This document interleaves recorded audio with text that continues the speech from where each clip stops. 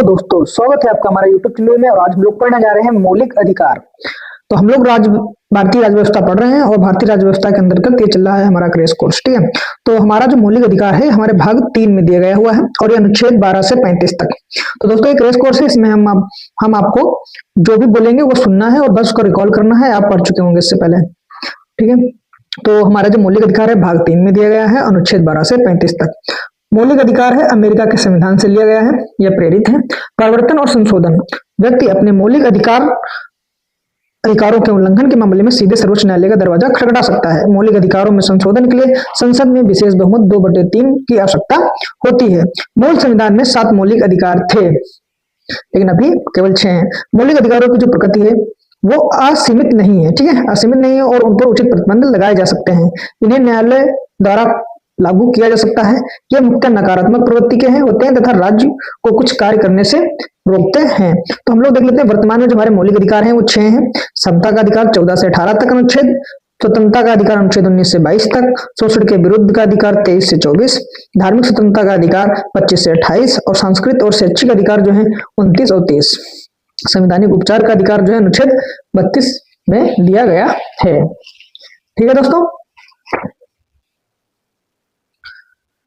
अनुच्छेद 12 क्या कहता है? 12 से शुरुआत है, तो अनुच्छेद 12 क्या कहता है?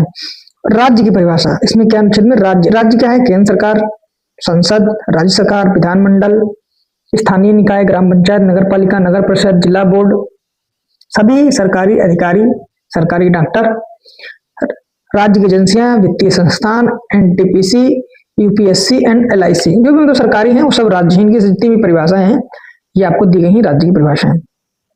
आगे हम लोग पढ़ते हैं मौलिक अधिकार 13, अनुच्छेद 13। मौलिक अधिकारों से असंगत कानून जो है वो आपको कहाँ दिए गए हैं?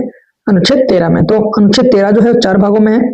पहले भाग में मौलिक अधिकारों का उल्लंघन करने वाले कानून अमान्य हैं, यानी अनुच्छेद 13(1) में कहा गया है कि कोई भी ऐसा कानून जो मौलिक अधिकारों का हनन करता है वो अमान्य है। ठीक है, अनुच्छेद 13(2) कहता है संविधान लागू होने यानी 26 जनवरी 1950 से पहले 1935 अधिनियम और उसके बाद कानूनों के बीच में अंतर दिया गया है। ठीक है, अनुच्छेद 13(3) कहता है कानून की परिभाषा में अधिनियम, अध्यादेश, आदेश, नियम शामिल है। कानून के मतलब जो भी है। अनुच्छेद 13 कहता है इस अनुच्छेद की कोई भी बात अनुच्छेद 368 के अंतर्गत संवैधानिक संशोधनों पर लागू नहीं होगी। दोस्तों समता का अधिकार, अनुच्छेद 14, कानून के पक्ष समानता। ठीक है, कानून के समान संरक्षण सभी नागरिकों के लिए कानून के समक्ष समानता और कानून के समान संरक्षण की गारंटी देता है। तो समानता और कानून के समक्ष समान संरक्षण की गारंटी कौन सा देता है? अनुच्छेद 14। पहला पॉइंट, कानून के समक्ष समानता जो ब्रिटिश कानून से ली गई है। अब तो कहां से ली गई है? तो ब्रिटिश कानून से ली गई है। और क्या कानून के समक्ष समानता, आपसे ये प्रश्न पूछा जा सकता है कि कानून के समक्ष जो समानता है वो कहां से ली गई? तो ब्रिटिश कानून से ली गई, यानी ब्रिटेन से ली गई। का अर्थ है कि सभी लोग समान कानून के अधीन है, मतलब जो भी कानून है वो एक समान है। अमेरिकी प्रणाली से ली कानूनों का समान संरक्षण, ठीक है, ये अमेरिका की प्रणाली से ली गई है।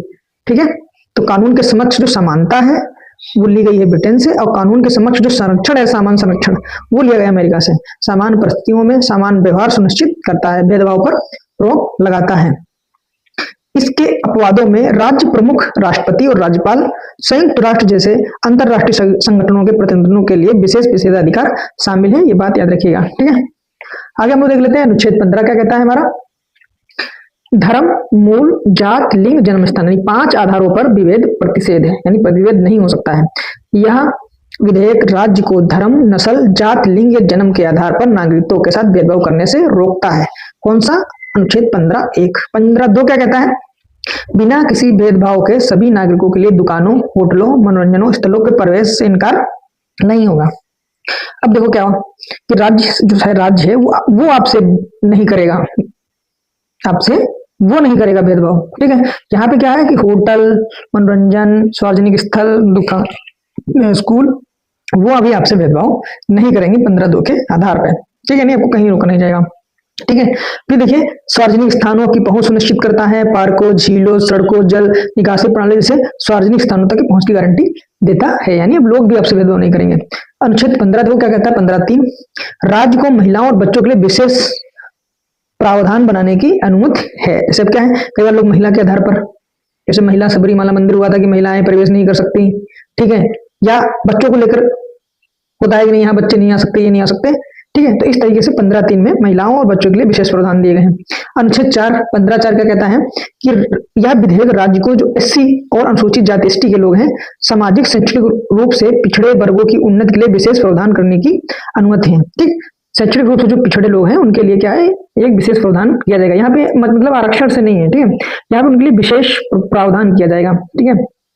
उनके लिए अलग स्कूल बनाए जा सकते हैं, उनकी किताबें फ्री में दी सकती हैं, उनके लिए निःशुल्क कोचिंग खोली जा सकती है, ठीक है, उनको सहायता दी जाएगी, ठीक है, स्थान उनका रिजर्व नहीं किया जाएगा, ठीक है। आगे हम लोग 15(5) क्या कहता है, शैक्षणिक संस्थानों में ओबीसी एससी एसटी श्रेणियों के लिए आरक्षण को संबोधित करता है, जैसा कि अनुच्छेद 5 93 संविधान संशोधन द्वारा संशोधित किया गया। अब यहाँ पे देखिए आरक्षण है, ठीक है, उन्हें शैक्षणिक संस्थानों में, अब देखिए यहाँ पे सरकारी पदों पर नहीं, ये ध्यान रखें सरकारी पदों का अलग होगा, ठीक है। तो शैक्षणिक संस्थानों में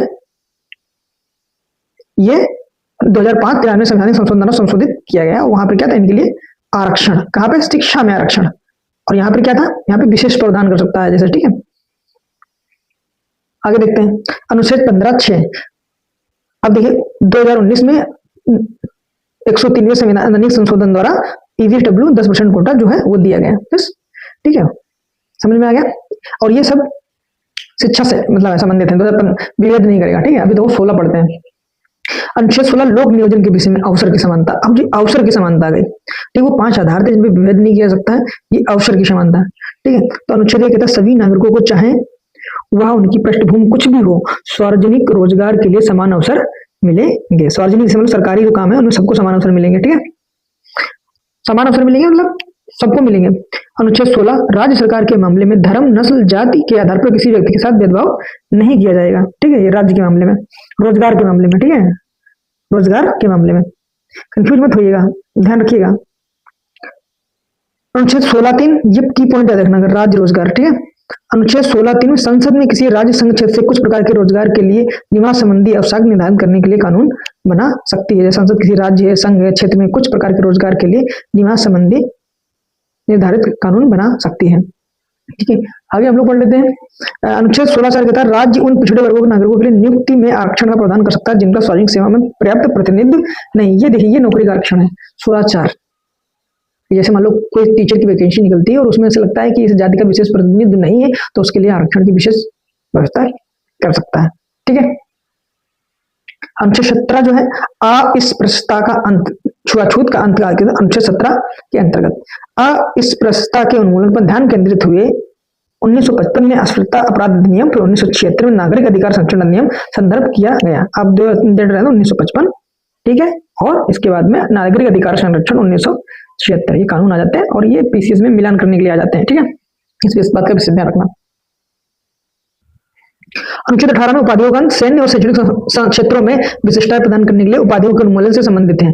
राय महाराजा जैसी वंशानुगत उपाधियों के प्रयोग पर प्रतिबंध लगाता है। 1954 में शुरू किए गए भारत रत्न पद्मश्री कोई उपाधि नहीं बल्कि अलंकरण है, ठीक है, इस चीज को ध्यान रखिएगा। स्वतंत्रता का अधिकार हमारा शुरू हो जाता है और स्वतंत्रता का अधिकार जो है 19 से 22 तक है।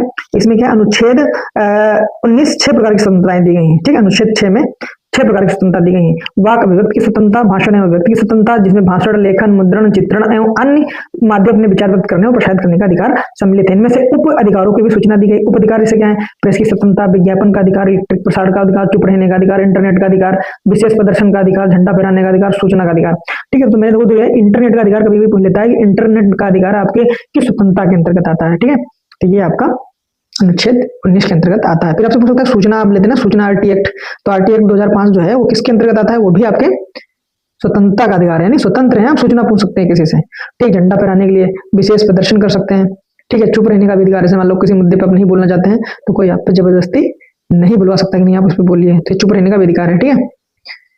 फेसबुक मीडिया चलाते हैं तो प्रसारण का, ठीक है, विज्ञापन का अधिकार भी है आपको। चलिए अब हम लोग देख लेते हैं जो 6 स्वतंत्रताएं हमको दी गई हैं अनुच्छेद 19 के अंतर्गत, उनके बारे में हम थोड़ा डिटेल में पढ़ लेते हैं, ठीक है। अनुच्छेद 19(1), ठीक है, क्या है, क्या कहता है आपका, वो अनुच्छेद 19(1) था, ए था, ये 1(b) है, ठीक है। 6 अब इसमें देखिए सभा एवं सम्मेलन करने की स्वतंत्रता, जिसमें बिना हथियार शांतिपूर्ण एकत्रित होकर सम्मेलन किया जा सकता है, ठीक है। इसमें आप सभा कर सकते हैं, सभा कर सकते हैं, जुलूस निकाल सकते हैं, ठीक। अनुच्छेद 19(c) संघ संगठन बनाने की स्वतंत्रता का अधिकार दिया गया, राजनीतिक पार्टी, सरकारी कंपनी भी खोल सकते हैं आप, ठीक है। अनुच्छेद 1(d) संपूर्ण भारत में आवागमन की स्वतंत्रता, ठीक है। अनुच्छेद 1 ई भारत के किसी भाग में निवास करने की स्वतंत्रता, ठीक है। और अनुच्छेद एफ संपत्ति का अधिकार, ठीक है। इसको 40वें संविधान संशोधन 1978 द्वारा मौलिक अधिकार से हटा के अनुच्छेद जो है 300 अंतर्गत 12 के अंतर्गत एक कानूनी अधिकार आपको बना दिया गया है, ठीक है। फिर देखिए यहाँ पे जी कोई पैसा अपनाने, कोई व्यवसाय व्यापार करने की स्वतंत्रता, रेलवे परमाणु ये सब छोड़ के, ठीक है। फिर उसके बाद में जो है आपका अनुच्छेद 20 आ जाएगा, ठीक है। अनुच्छेद 20 तो इसमें अपराधों के लिए दोष सिद्धि के संबंध में संरक्षण, ठीक। अनुच्छेद 1 क्या कहता है, पूर्वव्यापी कानूनों से संरक्षण, जिसका अर्थ है कि किसी व्यक्ति को केवल अपराध के समय का लागू कानून के समय ही दंडित किया जा सकता है। जैसे क्या है कि जैसे किसी ने आज कोई कांड कर दिया, ठीक है, और उसका केस चल रहा है, मान लो किसी ने रेप कर दिया मान लो, ठीक है, और वो रेप की सजा इसमें है क्या है, इसमें मान लो क्या है कि 100 साल की जेल है, ठीक है। लेकिन उसका केस 5 साल चलता का है, वो दोषी सिद्ध हो जाता है 5 साल बाद। लेकिन इसी बीच में कि एक केस हो जाता है, मतलब रेप की सजा, इस बीच में कोई कानून आ जाता है कि रेप की सजा मृत्युदंड है। तो इसने अपराध किया था 5 साल पहले, तो जब इसने अपराध किया था तो उस समय सजा थी उम्र कैद, तो इसको उम्र कैद दी जाएगी, ना कि इसको मृत्युदंड दिया जाएगा। इसको मृत्युदंड किसको मृत्युदंड दिया जाएगा कि जैसे मान लो किसी ने, मैं ऐसे समझा देता हूँ, जैसे किसी ने 2000 में रेप किया, ठीक है, और सन 2000 में रेप का जो था वो था उसको क्या बोलते हैं, अरे यार क्या उसको तुम उम्र कैद, ठीक है। यानी जब ये कानून बना था 2000 में इसने रेप किया तो उस समय कानून था कि जो रेप करेगा उसे उम्र कैद की सजा हो जाएगी। लेकिन देखा कि बहुत रेप के कांड बढ़ रहे हैं और सरकार नहीं आई, उसने 2005 में सीधे फांसी की सजा लगा दी कि फांसी होगी जो रेप करेगा। लेकिन अब क्या हुआ, इनका 5 साल बाद दोष सिद्ध हो जाता है कि यार भाई तुम तो रेप किए हो, दोषी हो। तो ये 2005 में जब इनका दोष सिद्ध हो गया तो क्या इनको फांसी दी जाएगी? नहीं, इनको फांसी नहीं दी जाएगी। इनको क्या किया जाएगा, इनको मृत्यु नहीं दी जाएगी, इनको दी जाएगी उम्र कैद। क्यों? क्योंकि इन्होंने अपराध कब किया है, 2000 में किया गया। तो इनको 2000 में जब अपराध इन्होंने किया है तो 2000 में जिस अपराध की जो सजा होगी वही इनको दी जाएगी, ठीक है। और ये फांसी किसको दी जाएगी, 2005 के बाद में जो लोग रेप करेंगे उनको फांसी दी जाएगी। तो इसका जो आपका अनुच्छेद 20 यही कहता है कि पूर्वव्यापी कानूनों से संरक्षण, ठीक है, ठीक है। या फिर इसको उल्टा भी ले सकते हो, उस समय फांसी थी, 2005 में क्या हुआ, 2005 में क्या हुआ कि वो हो गई, तो उसको पूर्वव्यापी जो कानून थे उन्हीं के आधार पर उनको किया जाएगा, ठीक है। अपराध के समय लागू कानून के अनुसार ही दंडित किया जाएगा। बस जो भाषा लिखी मैं तो इससे यही समझ पा रहा हूँ, आपका समझना है। 2020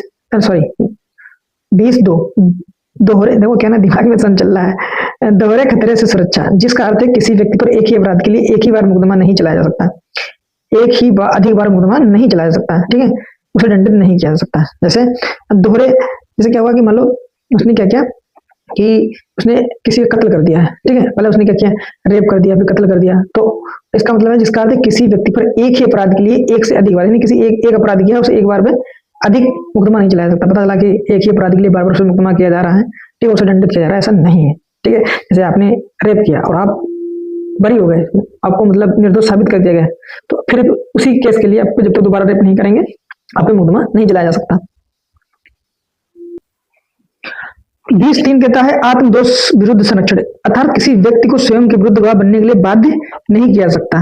पॉलीग्राफ प्रशिक्षण, ब्रेन मैपिंग, नार्को विश्लेषण को आत्मदोष माना जाता है, जबकि डीएनए प्रशिक्षण, फिंगरप्रिंट और रक्त प्रशिक्षण को आत्मदोष नहीं माना जाता है, ठीक है। तो ये आप लोग ध्यान रखिएगा कि किनको किनको आत्मदोष माना जाता है, किनको नहीं माना जाता है। तो डीएनए प्रशिक्षण, फिंगरप्रिंट, रक्त प्रशिक्षण को आत्मदोष नहीं माना जाता है, जबकि पॉलीग्राफ, ब्रेन मैपिंग, नार्को विश्लेषण को आत्मदोष माना जाता है। और इसके लिए किसी को क्या है, विरुद्ध अपने के खिलाफ खुद बाध्य नहीं किया जा सकता। जैसे आप अपने खिलाफ ही गवाही देने के लिए वो आपको नहीं किया सकता है, ठीक है।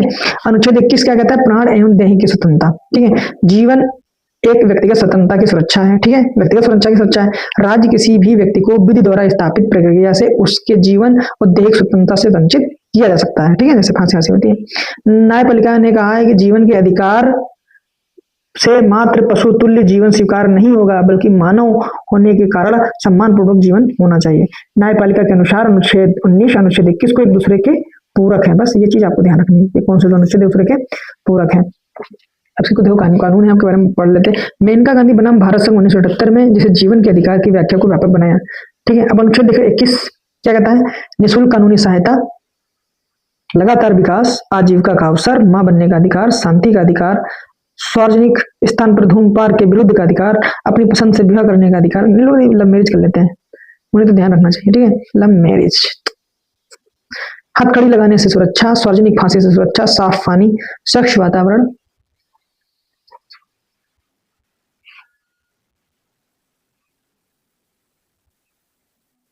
निजता का अधिकार, सोने का अधिकार, चिकित्सा उपचार, विदेशी यात्रा का अधिकार, गरिमा के साथ मृत्यु का अधिकार, ये सब आपकी जो है प्राण एवं देह स्वतंत्रता संरक्षण के अंदर अनुच्छेद 21 के अंतर्गत आ जाते हैं, ठीक है। गिन लेते हैं, 1 2 3 4 5 6 7 8 9 10 11 12 13 14 15 16, कट बढ़ सकती है, आप ध्यान रखिएगा, एग्जैक्ट नहीं। अनुच्छेद 21 से क्या कहता है, 86 संविधान संशोधन द्वारा 2 द्वारा जोड़ा गया, 6 से 14 वर्ष के बच्चों को अनिवार्य निःशुल्क प्राथमिक शिक्षा को मौलिक अधिकार बना लिया गया। जो प्राइमरी स्कूल में जो बच्चे पढ़ने आते हैं ना, ये उनका मौलिक अधिकार है, उनको शिक्षा से वंचित नहीं किया जा सकता, ठीक है।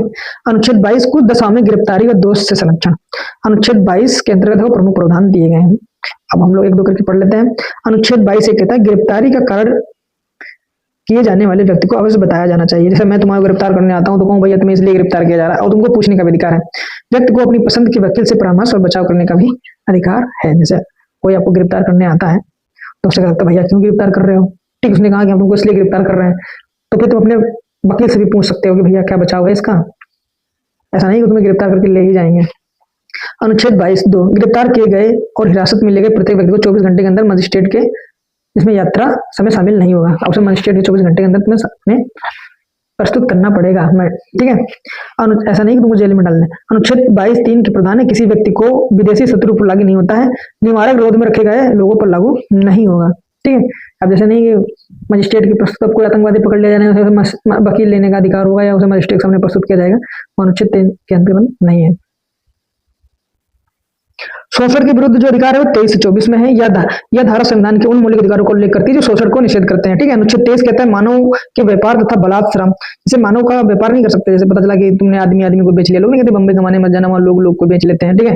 या फिर पता चला पकड़ लिया आपको, अपने खेतों में काम करवा रहा, 2 वक्त का खाना दे रहा है, घर से भी मिलने नहीं दे रहा, पैसे भी आपको नहीं दे रहा, तो अनुच्छेद 23 के अंतर्गत ऐसा नहीं हो सकता। और पहले होता तो लोग पंजाब कमाने आते थे या कहीं भी पकड़ लिया जाते थे और लगा दिया जाता था, ठीक है। अनुच्छेद 23(1) इस अनुच्छेद में किसी प्रकार के शोषण को जो बलात् श्रम किसी इच्छा के विरुद्ध कार्य नहीं करवा सकते, ठीक है। पता चला कि दादागिरी करके किसी को तो अपना घर बनवा लो, मजदूरी भी ना दो, मानव व्यापार है नहीं, मान लो बच्चों को आप उनको बेच नहीं सकते, बेगारी यानी काम के बदले पैसे न देना और दास प्रथा, ठीक है, ये सब इसके अंतर्गत आते हैं। अनुच्छेद 23 देख लो। अनुच्छेद 23(2) यदि सरकार द्वारा सार्वजनिक प्रयोजन के लिए कोई सेवा नागरिकों पर अवरोध की जाती है तो इसे बलात् श्रम नहीं माना जाएगा। अब ऐसा नहीं है कि सरकार आपसे कोई काम लेना चाहती है, ठीक है, तो उसको बलात् श्रम माना जाएगा। अनुच्छेद 24 बाल श्रम पर प्रतिबंध, एक निरपेक्ष अधिकार है, यह एक निरपेक्ष अधिकार है। यह अनुच्छेदों कारखानों खदानों अन्य खतरनाक व्यवसाय में 14 वर्ष से कम आयु के बच्चों को रोजगार पर प्रतिबंध है, ठीक है। अनुच्छेद 6 में ढाबे होटल दुकानें रेस्तरां भी शामिल कर लिया गया है, ठीक है, इन पे भी काम नहीं कर सकता बच्चा। 2016 में इसे किसी भी 2 के व्यापार तक बढ़ा दिया गया है। 2 के व्यापार में भी जो बच्चे हैं नहीं, 14 से 18 वर्ष की आयु के लिए उल्लंघन है तो दंड है, ठीक है। 18 तक से बच्चे को नीचों को आप नहीं लगा सकते। बाल एवं किशोर श्रम अधिनियम 1986 में लागू किया गया, ठीक है भैया, ध्यान रखना, बच्चा केवल स्कूल तक ही अच्छा रहता है। पारिवारिक व्यवसायों के लिए छूट, आंशिक प्रतिबंध के तहत स्कूल के बाद 3 घंटे तक काम करने की अनुमति है। जैसे कुछ ऐसे परिवार में ऐसे बच्चे हैं जिनको जरूरी होता है 7 बजे के बाद सुबह 8 बजे से पहले काम करने की अनुमति नहीं होगी, इसे पता नहीं, रात को 7 बजे के बाद भी नहीं, सुबह 8 बजे से पहले अनुमति नहीं है। बाल कलाकारों को 6 घंटे तक काम करने की अनुमति है, ठीक है, बाल कलाकार हैं वो, मतलब थोड़ी ना, ठीक है। धार्मिक स्वतंत्रता का अधिकार, अनुच्छेद 25 से 28। अनुच्छेद 25 अंतःकरण की स्वतंत्रता, धर्म के अबाध रूप से मानने, आचरण करने और प्रचार करने की स्वतंत्रता। आप किसी धर्म को मानते हैं ना तो उसको अबाध रूप से मानिए, प्रचार करिए, ये सब आपको उसकी स्वतंत्रता दी गई है। अंतःकरण की स्वतंत्रता धर्म को अबाध रूप से मानने, आचरण करने और प्रचार करने की गारंटी का अधिकार देता है। धार्मिक विश्वास आस्था को खुले तौर पर रखने, पूजा अर्चना, धार्मिक प्रथाओं का पालन करने, अपने धर्म का प्रचार करने और स्वतंत्रता शामिल है, इस शर्त के साथ इसमें अन्य धर्मों को नकारात्मक चित्रण नहीं होना चाहिए। अनुच्छेद 25(2) क्या कहता है, धार्मिक अधिकारों पर प्रतिबंध की चर्चा की गई जिन्हें सार्वजनिक व्यवस्था, स्वास्थ्य और नैतिकता के आधार पर लगाया जा सकता है, ठीक है। धार्मिक मामलों के प्रबंधन की स्वतंत्रता, यह विधेयक धार्मिक मामलों के प्रबंधन की स्वतंत्रता से संबंधित है। धर्म ट्रस्टों की स्थापना, प्रबंधन, चल अचल संपत्ति का अधिग्रहण, स्वामित्व, प्रशासन आदि शामिल है, ठीक है। धार्मिक वृद्धि के लिए कर समुदाय की स्वतंत्रता, किसी भी व्यक्ति को किसी विशेष धर्म में प्रचार रख रखाव के लिए कोई कर देने के लिए बाध्य नहीं किया जाएगा और धर्म प्रचार के लिए कराधान से मुक्त किया गया, आपको किसी भी धर्म पर कम कर नहीं लगाया सकता। ठीक है। अनुच्छेद 28 कुछ शिक्षण संस्थानों में धार्मिक शिक्षा या धार्मिक उपासना के उपस्थित होने के बारे में स्वतंत्रता। अनुच्छेद 28 से कहता है सरकारी स्कूलों में जैसे पूर्ण राज्य के स्वामित्व वाले शैक्षणिक संस्थानों में धार्मिक शिक्षा प्रतिबंधित है। ठीक है। अनुच्छेद 28 कहता है धार्मिक शिक्षा राज्य द्वारा प्रशासित शैक्षिक प्रशासित शैक्षिक संस्थानों में दी जा सकती है, लेकिन किसी बंदोबस्ती या ट्रस्ट के तहत स्थापित होते हैं। अनुच्छेद 28(3) कहता है राज्य मान्यता प्राप्त राज्य सहायता प्राप्त संस्थानों में धार्मिक शिक्षा की अनुमति है जिससे बच्चों की सहमति आवश्यक है। ठीक है। संस्कृत एवं शिक्षा का अधिकार 29 और 30। अनुच्छेद 29 अल्पसंख्यकों के हित का संरक्षण। ठीक है। अल्पसंख्यक हित का संरक्षण भारत में रहने वाले नागरिकों को जिनकी अपनी विशिष्ट भाषा लिपि संस्कृत है उसे संरक्षित करने का अधिकार है।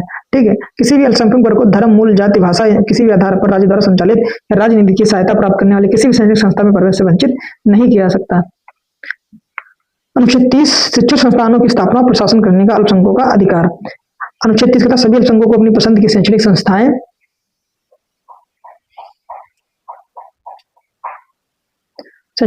स्थापित करने उनका प्रशासन करने का अधिकार है। ठीक है। इसे मदरसा।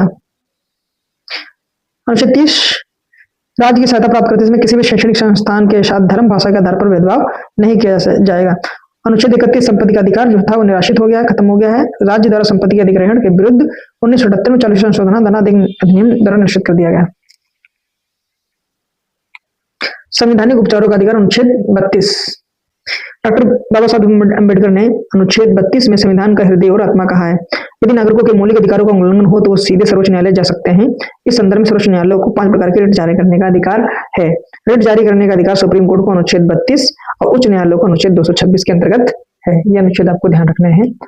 ठीक है। सर्वोच्च न्यायालय द्वारा प्रदान की जाने वाली रिटें जो है बंदी प्रत्यक्षीकरण, इसका अर्थ यह है कि व्यक्ति को सशरीर उपस्थित करना। ठीक है। यह सरकार और व्यक्ति दोनों के विरुद्ध जारी किया सकते हैं। ठीक है। ये बहुत ध्यान रखना, ये कथन रूट आता है आपका यूपीएससी पीसीएस में कि ये जो है दोनों को जारी की सकती है, सरकार और व्यक्ति को। तो इसे व्यक्तिगत स्वतंत्रता की रिट कहा जाता है। व्यक्तिगत स्वतंत्रता की रिट कहा जाता है। यह रिट उनके विरुद्ध जारी नहीं की जा सकती जिन्हें न्यायालय ने दंडित किया है तथा जो निवारक नजरबंदी बंद है। ठीक है। आतंकवादी के खिलाफ नहीं जारी की सकती। ठीक है। परम आदेश। परम आदेश का अर्थ है कि हम आदेश देते हैं। न्यायालय द्वारा किसी भी अधिकारी या सरकार को न्यायिक निकायों को यह रिट जारी किया जाता है जो लोग कर्तव्य कानूनी दायित्व का पालन नहीं करते हैं। ऐसा समझ लो न्यायालय मुख्यमंत्री को, किसी अधिकारी को, किसी निचले न्यायालय को ये कह सकता है जो अपने कर्तव्य कानून का पालन नहीं कर रहे हैं। ठीक है। राष्ट्रपति राज्यपाल के विरुद्ध ये नहीं जारी की सकती। किनके विरुद्ध? राष्ट्रपति और राज्यपाल के विरुद्ध, निजी व्यक्ति या इकाइयों के विरुद्ध और ऐसे विभाग जो गैर संवैधानिक है। ठीक है भाई, जब वो संवैधानिक ही नहीं तो उनसे कैसे कहोगे भाई तुम संविधान के अनुसार नहीं चल रहे हो। ठीक है भाई, निजी व्यक्ति इकाइयां अपने नियम कायदा कानून से नहीं चलेंगी तो फिर कैसे स्थापित हो पाएंगी। उच्च न्यायालय के न्यायाधीश के विरुद्ध जो न्यायिक क्षमता में कार्यरत है। ठीक है। तो इसके ये उच्च न्यायालय के न्यायाधीश के विरुद्ध जो न्यायिक क्षमता में कार्यरत है उसके खिलाफ भी रिट जारी नहीं किया सकती। आपसे कानून भाई कोई सुप्रीम कोर्ट के जज को ही न्याय सिखाएगा क्या? अच्छा बताओ। नहीं। प्रतिषेध। प्रतिषेध का मतलब है कि मना करना। सर्वोच्च न्यायालय ने निचली न्यायपालिका को किसी मामले की सुनवाई करने से मना कर सकता है। ठीक है, ऐसा समझ लो। यह आदेश निचली अदालत या न्यायाधिकरण किसी विशेष मामले को कार्रवाई करने से रोकने के लिए दिया जाता है, खासतौर जब उसे ऐसा करने का अधिकार नहीं हो, अपने अधिकार क्षेत्र से बाहर काम कर रहा हो। ये प्रतिषेध। ठीक है, ध्यान रखिएगा। इस वादी प्रतिवादी न्याय की प्रक्रिया भी कहा जाता है। ठीक है, इसको ध्यान रखिएगा, इंपॉर्टेंट। प्रतिषेध को न्यायवादी प्रतिवादी या रिट केवल न्यायिक और न्यायाधीश अधिकरण के विरुद्ध ही जारी की जा सकती है। ठीक है, या किसी न्यायालयिक संस्था के खिलाफ ही जारी की जा सकती है। ठीक है। उत्प्रेषण क्या है? इसका अर्थ है मांग लेना या मंगा लेना। इस सर्वोच्च न्यायालय किसी भी निचली अदालत से किसी मामले की सुनवाई के लिए मंगा सकता है। रिट तब जारी होती है जब निचली अदालत ने उसे मामले में फैसला नहीं दिया है। जैसे कोई कानून छोटी अदालत में चल रहा है और उस मामले को निपटा नहीं पा रहा और उस पर तत्कालीन कोई समाधान होना जरूरी है तो सर्वोच्च न्यायालय कहेगा लाओ लाओ लाओ हम सुलझा देते हैं, जिसको उत्प्रेषण बोलते हैं। ठीक है। तो उत्प्रेषण में क्या होता है कि किसी भी सुनवाई को अपने पास बुला लेना। ठीक है। और प्रतिषेध में किसी चीज को मना कर देना। ठीक है, दोनों। हाँ, ठीक है। इसे न्यायिक और अर्धन्यायिक प्रतिकरण के विरुद्ध जारी किया जा सकता है। ठीक है। अधिकार परीक्षा क्या है? इसका अधिकार है किस अधिकार से रिट जारी की जाती है। किस अधिकार या रिट तब जारी करती है जब न्यायालय को लगता है किसी व्यक्ति ने किसी सार्वजनिक पद पर अवैध कब्जा कर रखा है। ठीक है, तो अधिकार। अच्छा, इस रिट के माध्यम से न्यायालय व्यक्ति के दावे की वैधता की जांच करता है और उसे पद पर कार्य करने से रोक सकता है। जैसे मान लो आप जैसे आईपीएस और आईएएस दोनों यूपीएससी क्वालिफाई होते हैं। अब आईएएस अधिकारी के कोई काम और है और आईपीएस अधिकारी के काम कोई है। अब डी में डंगा लगा के आईपीएस के काम करने लगे, पुलिस अधिकारी के काम करने लगे, और फिर तो ऐसा बिना किसी विशेष अधिकार के, ठीक है, बिना किसी उसके, तो उस पर न्यायालय पूछ सकता है भाई किस अधिकार से आप आईएएस होकर आईपीएस के काम कर रहे हो, ठीक है, इस तरीके का। चलिए हम लोग पढ़ते हैं अनुच्छेद 33। एक रिट ऐसी है जिसे इच्छुक व्यक्ति द्वारा जारी किया जा सकता है, ना कि पीड़ित व्यक्ति द्वारा। यह एकमात्र ऐसी रिट है जिसे किसी भी इच्छुक व्यक्ति द्वारा जारी किया सकता है, ठीक है, बस इस चीज को रखना। कोई अधिकारी अच्छा काम नहीं कर रहा है, आप रिट जारी करवा दो, नहीं तो मैंने रिट फाइल की है। अनुच्छेद 33, यह अनुच्छेद सशस्त्र बलों और मौलिक अधिकारों के अनुप्रयोग से संबंधित है। इसमें कहा गया सशस्त्र बलों के सदस्यों को मौलिक अधिकारों का अनुशासन के लिए प्रतिबंधित किया जा सकता है, ठीक है। अब तो सेना है, अब सेना की ट्रेनिंग बहुत कठिन होती है, या उनके घर में शादी विवाह होते हैं, उन्हें भी स्वतंत्रता और जीवन जीने का अधिकार होता है, तो ऐसे नियम जो है वो सशस्त्र बलों पर लागू नहीं होते, ठीक है। सेना अधिनियम 1950, पुलिस बल 1966, सभी सशस्त्र बल, थल सेना, वायुसेना, अर्धसैनिक बल जो है आपके CIF, CRPF, SSB, ITBP, police खुफिया एजेंसियां, इन पर ये नियम लागू नहीं होते। अनुच्छेद मौलिक अधिकार समझो उनके पास नहीं होते।